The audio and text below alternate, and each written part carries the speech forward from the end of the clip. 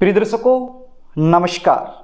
मैं पंडित जी.एस. कौशिक आपका स्वागत करता हूं आपके अपने YouTube चैनल जी.एस. घृत कौशिक में। सबसे पहले सभी बहन भाइयों को मेरी तरफ से रक्षाबंधन की ढेर सारी शुभकामनाएं। भगवान से प्रार्थना करता हूं रक्षाबंधन का महापर्व आपके जीवन में खुशहाली लेकर आए। आज मैं आपको बताने वाला हूं साल 2023 में रक्षाबंधन महापर्व कब मनाया जाएगा, राखी बांधने का शुभ मुहूर्त क्या रहेगा, भद्रा काल कब से कब तक रहेगा, पूर्णिमा तिथि कब शुरू होगी और कब इसका समापन होगा। इन सब के बारे में शास्त्र सम्मत सटीक जानकारी आपको देने वाला हूं। प्रिय दर्शकों, ये तो आप जानते ही हैं, श्रावण मास की पूर्णिमा तिथि को रक्षाबंधन का त्यौहार मनाया जाता है। इस दिन बहन अपने भाई की कलाई पर राखी बांधती है और उसकी लंबी उम्र की कामना करती है। बदले में भाई भी बहन को कोई न कोई उपहार देता है और जीवन भर उसकी रक्षा करने का वचन लेता है। रक्षाबंधन का जो त्यौहार है भाई और बहन के प्रेम को दर्शाने वाला त्यौहार है। हर बहन और भाई को इस दिन का बड़ी बेसब्री से इंतजार रहता है। अब की बार रक्षाबंधन के त्यौहार को लेकर कुछ संशय बना हुआ है। अलग अलग जगह पर रक्षाबंधन के त्यौहार के बारे में जानकारी दी जा रही है। कोई कह रहा है कि 30 तारीख को यानी कि 30 अगस्त को मनाया जाएगा, कोई कह रहा है 31 अगस्त को मनाया जाएगा। आखिर कब मनाया जाएगा?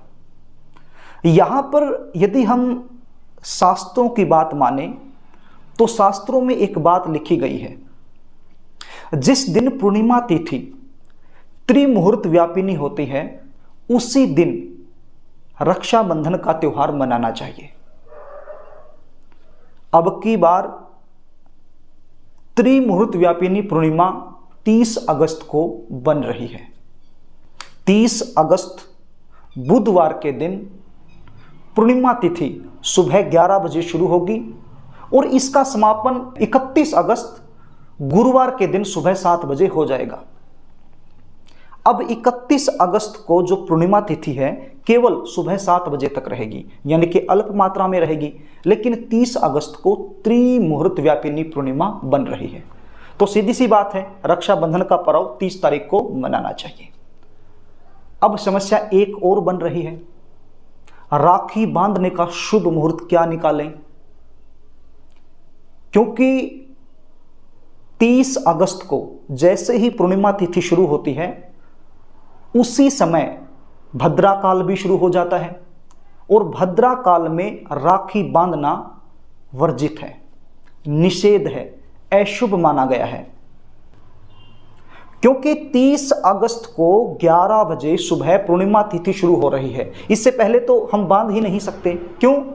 क्योंकि चतुर्दशी तिथि रहेगी और चतुर्दशी तिथि रिक्ता तिथि होती है। रिक्ता तिथि में भी राखी नहीं बांधी जाती है, तो फिर कब बांधें? जो भद्रा काल है वो 30 अगस्त को सुबह 10:59 पर शुरू होगा और रात्रि में लगभग 9:02 तक रहेगा।